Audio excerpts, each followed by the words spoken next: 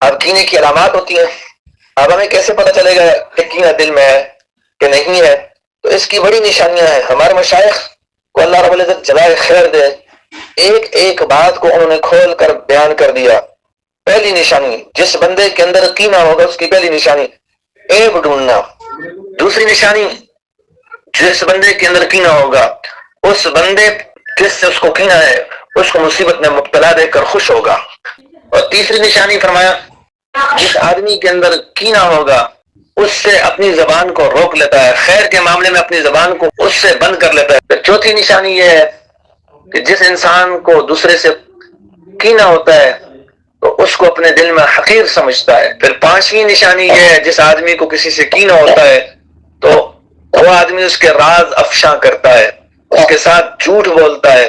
اگر اس کا کوئی راز ہو تو شریعت کا اصول یاد رکھیں کہ المجالس بالامانہ، مجلس کی بات امانت ہوتی ہے، لیکن جب دل میں کینہ آ جائے تو پھر اس کے راز کھولتا ہے. کسی کے راز کھولنے کو دل کرے تو سمجھ لینا چاہیے ہمیں کہ ہمارے دل میں اس وقت کینہ ہے. تو اس لیے یاد رکھیں، ہمیں ہمیشہ یہ سوچنا چاہیے میں آج اس کے راز افشاں کروں گا، میں آج اس کے گناہوں سے پردہ اٹھاؤں گا. ہو سکتا ہے کل قیامت والے دن اللہ میرے گناہوں سے پردہ اٹھا لیں، اور ہو سکتا ہے دنیا میں ہی مرنے سے پہلے پہلے میرے گناہوں سے اللہ پردے اٹھا دیں اور مجھے ذلیل اور رسوا کر دیں. اس لیے یاد رکھیں، جس بندے کو کسی سے کینہ ہوگا، جس بندے کے دل میں کینے کی بیماری ہوگی، وہ دوسروں کے راز افشاں کرنے والا ہوگا. پھر فرمایا چھٹی نشانی یہ ہے کہ جس بندے کے دل میں کسی کے بارے میں کینہ ہوگا وہ اس کا مذاق اڑا کر خوش ہوتا ہے، جو ہے بہت بڑی بیماری ہے. آج ہم دوسروں کا کبھی زبان سے مذاق اڑاتے ہیں، کبھی اشاروں سے کرتے ہیں، منہ کے تاثرات سے اس کا مذاق اڑاتے ہیں. تو یہ نشانی ہے کہ دل میں اس کے بارے میں کینہ ہے.